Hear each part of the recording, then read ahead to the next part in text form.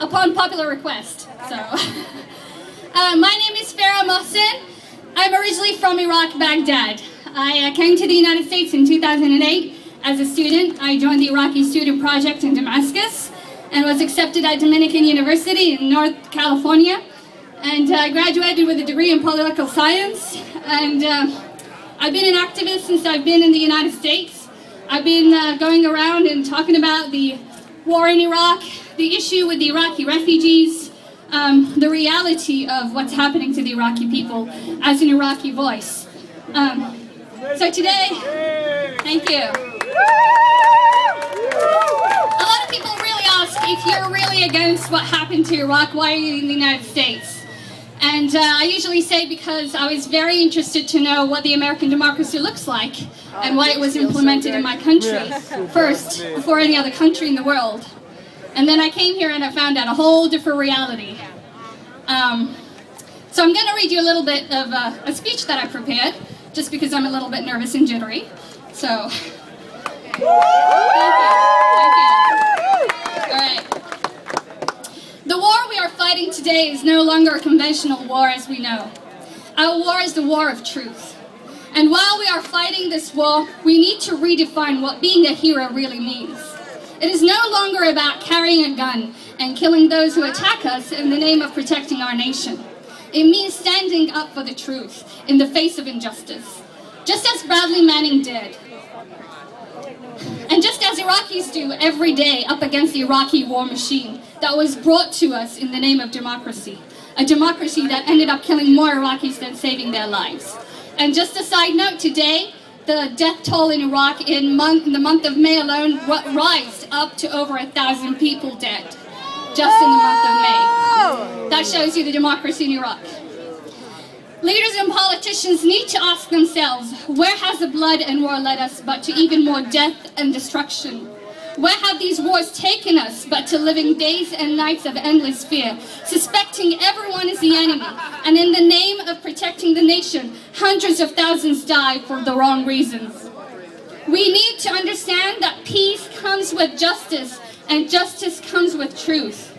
Today, our war hero who is fighting the war of truth against injustice is Bradley Manning. We must thank him for his service as a soldier for truth, to honor him as a hero who is fighting this battle for us victims of these unjust wars. We demand his release. For what kind of a world would it be if we silence those who reveal the actions of war criminals? The one we live in! Today, I am here to thank Bradley Manning for what he did, because I believe that we will win this war of truth. And in order for violence to end in Iraq or anywhere else, we need to be fearless and inform the world about the crimes, about the violence that was committed against Iraqi people and the innocent people around the world. Today, I am Bradley Manning because I'm standing up for the lies that were told about my home, about my people. I will not be silent while my people suffer and die. I will not be quiet as Iraq continues to bleed. I am here for the truth. I am here for Bradley Manning. Now,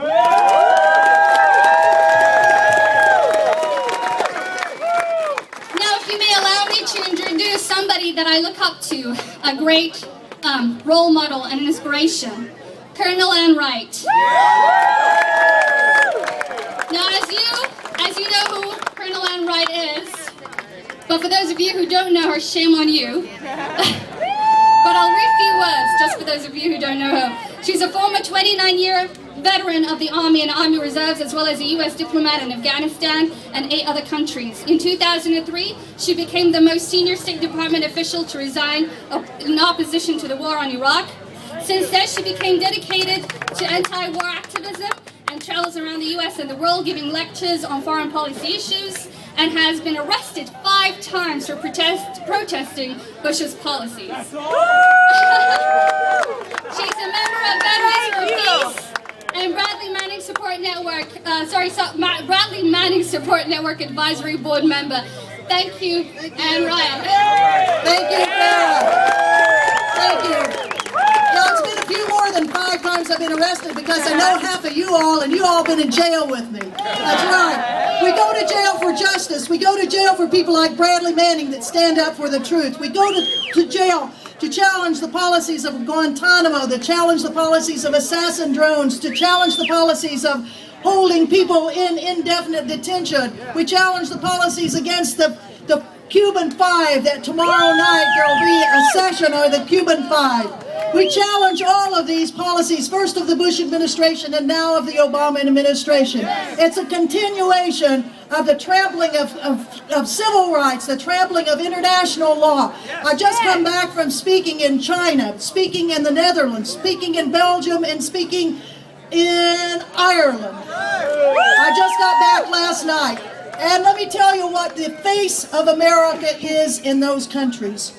With the exception of Bradley Manning, the face of America in all the countries of the world is pretty pitiful, because our face is as warmongers, our face is killers across the world. But the bright light is in every one of those countries, and virtually every country of the world, there's a Bradley Manning support group.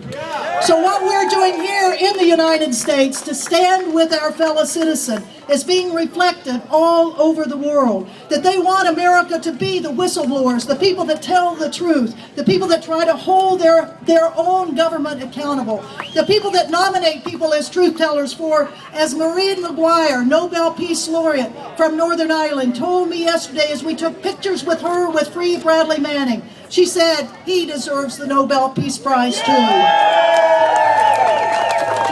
So as we stand here in front of a place that I could have spent many years of my life. I spent 29 years in the U.S. military. I served on many military bases like this. That we appeal to this military. We appeal to the court-martial, the woman colonel who's going to be the judge, to say, look deep in your heart. Look what's best for America. Is it to put in jail a 25-year-old kid, a 25-year-old young man, a 25-year-old prophet, a 25-year-old person who has stood for more honesty and justice in our country than the senior leadership of this whole country?